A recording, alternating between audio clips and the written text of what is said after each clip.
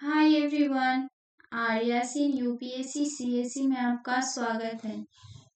तो पिछले क्लास में हम लोग क्या कवर कर रहे थे या इस क्लास में और आगे भी पॉलिटी, हम लोग पॉलिटी कवर कर रहे हैं।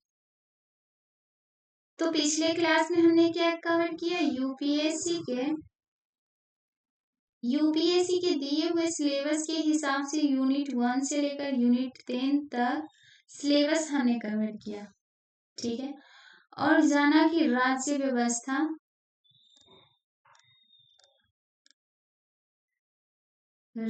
व्यवस्था और राजनीतिक विज्ञान में क्या अंतर है।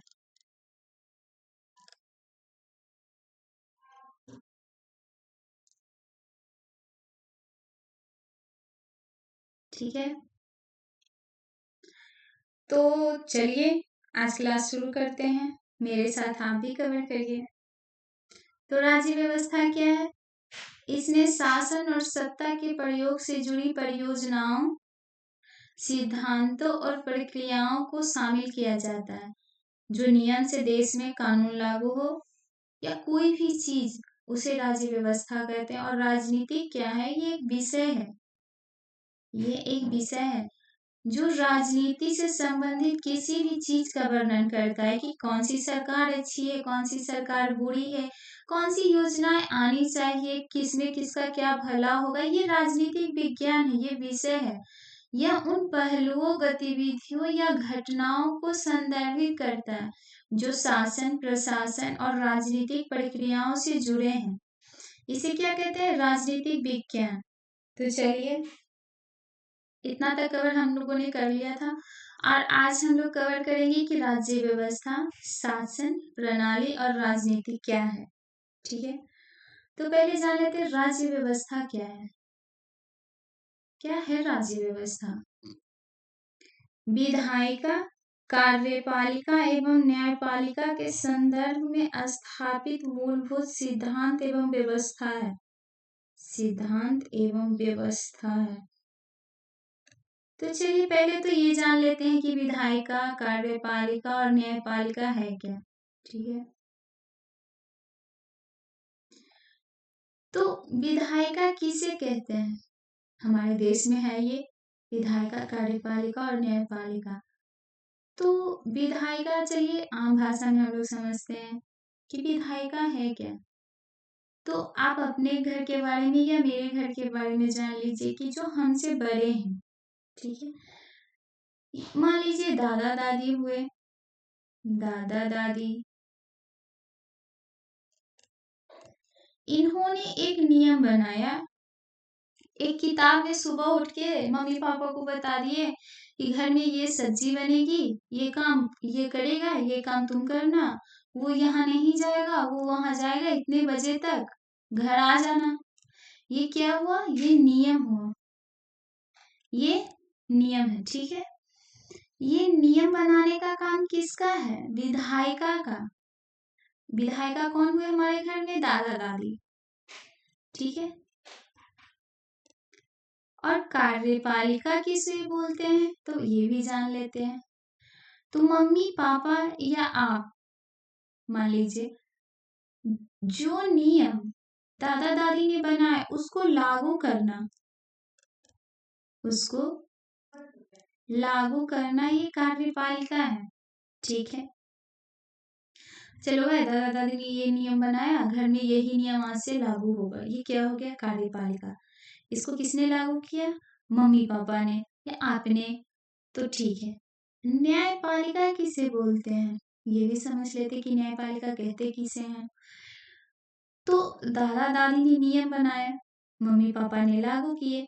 तो दादा दादी ने कुछ ऐसे नियम बनाए जो मम्मी पापा को नहीं पसंद है। ठीक है, उन्होंने इसलिए दोनों में मनमुटाव हो गया, ये झगड़ा हो गया। ठीक है, आपस में तनाव हो गया। तो ये तनाव अगर कोई सुलझाएगा नहीं तो धीरे धीरे तो बढ़ते ही जाएगा। तो कोई तो होना चाहिए कि इस झगड़े को सुलझाए। तो ये काम हमारे देश में कौन करता है? न्यायपालिका।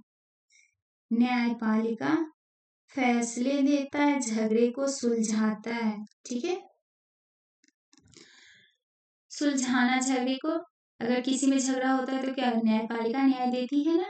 तो इसीलिए न्यायपालिका है। अगर विधायिका और कार्यपालिका में कभी झगड़े हुए या कुछ भी हुआ, कोई बिल विधायिका ने बनाए, इसने कार्यपालिका ने लागू नहीं किए, या कोई दिक्कत आ गई तो दोनों में मनमुटाव हो गए या झगड़े होते, इसको कौन सुलझाएगा? तो इसको न्यायपालिका सुलझाएगी। तो हमारे देश में क्या है? विधायिका है, कार्यपालिका है और न्यायपालिका है। तो चलिए, यही व्यवस्था हमारे देश में है। आज जानते हैं शासन प्रणाली। शासन प्रणाली है क्या? तो स्थापित राज्य व्यवस्था का क्रियात्मक स्वरूप है। स्थापित राज्य व्यवस्था का क्रियात्मक स्वरूप ही शासन प्रणाली है। अरे हमारे देश में शासन क्या है ये भी तो जानना है। जो नियम लागू हो गए ये स्थापित हो गया, जो नियम बने वो तो स्थापित हो गया, जो लागू हुए ये व्यवस्था हो गया, और जो क्रियात्मक स्वरूप है जो हो रहा है ये क्रियात्मक स्वरूप कहलाया। चलिए, तो ये भी जान लेते हैं कि क्या है। तो नीति विशेष के द्वारा शासन करना या विशेष उद्देश्य को प्राप्त करना राजनीति कहलाती है। समझना है ना हमें कि राजनीति क्या है। आप समझते हैं कि राजनीति क्या है? राजनीति शासन क्या है? तो नीति विशेष के द्वारा शासन करना या विशेष उद्देश्य को प्राप्त करना। पॉलिटिक्स में लोग क्यों जाते हैं? चुनाव में लोग क्यों लड़ते हैं? इलेक्शन, चुनाव क्यों करते हैं ये भी जानते हैं। ठीक है, तो राजनीति क्या है? चुनाव क्यों करते हैं? तो राजनीति सत्ता प्राप्त करने की एक प्रक्रिया है। ठीक है, राजनीति सत्ता प्राप्त करने की एक प्रक्रिया है। सत्ता, ये चुनाव लड़ते हैं, गांव में जाते हैं कि कौन से कानून कहाँ, कौन से फंड क्या कहाँ लागू होंगे, कौन सी सड़कें कैसी है, योजनाएं क्या है, ऐसे ऐसे करके लोगों से पूछते हैं कि आप हमें जिताइए, सॉरी हम ऐसा कानून लाएंगे, हम ये व्यवस्था करेंगे। तो ये सत्ता प्राप्त करने के लिए है।